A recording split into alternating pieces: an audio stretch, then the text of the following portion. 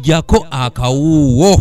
Abakkiriza ku kanisa ya Revival Christian Church e Kawala bawuniikiridde ku mazuukira ga Yesu Kristu olw'ebyamagero omusajja wa Katonda omusumba Yiga Agustini bye yakoze ku bantu ab'enjawulo abaludde nga batambula n'ebizibu.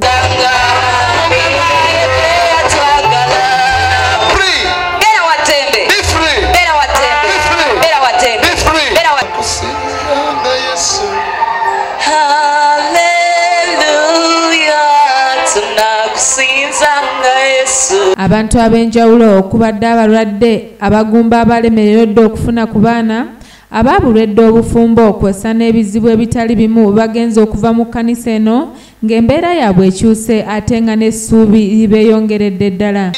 Kamyaka nga 15 kamyaka 15 kabeera kereete waka kefulakaza okusaba omwami wo school fees kefulakaza okubalabako kefulakakwano k'abaana bo naye omwana oyo buli wajja aba aleese ettoko mu makaago omutegedde.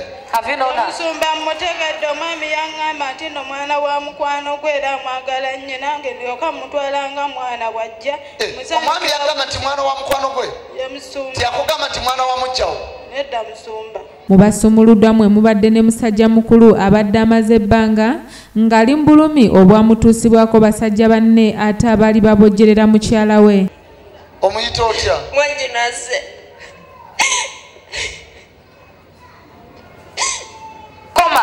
Njagala obulumi obwo stopping right now.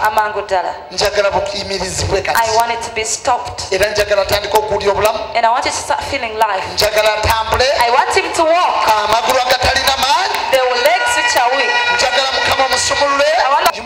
Stand up.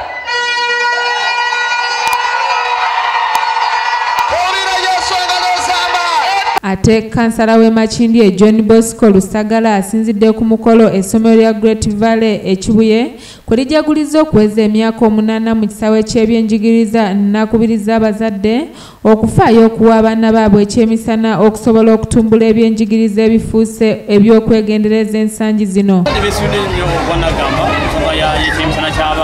Naye ekyamazima tosobola kusomesa baana nga olubuto lukalu. Omwana ne bwogera lukalu ojja mukaako olusobola kuba n'embooka eyo mpulira omwanya wano kuba twakidibya naye mbula ne bamukuba embooka eyo amasomero agamu babakako okusoma. Ono era asabye gavumenti eyimbule Dr. Stella Nyanzi okuva ku meere Luzira olw'ensonga nti ekikolwa kye yakola yali ali ku mulamwa. Stella Nyanzi nze ng'omuntu njiwagira era nsaba gavumenti emutemu bwangu ddala kubanga talina musango gwe yakoze.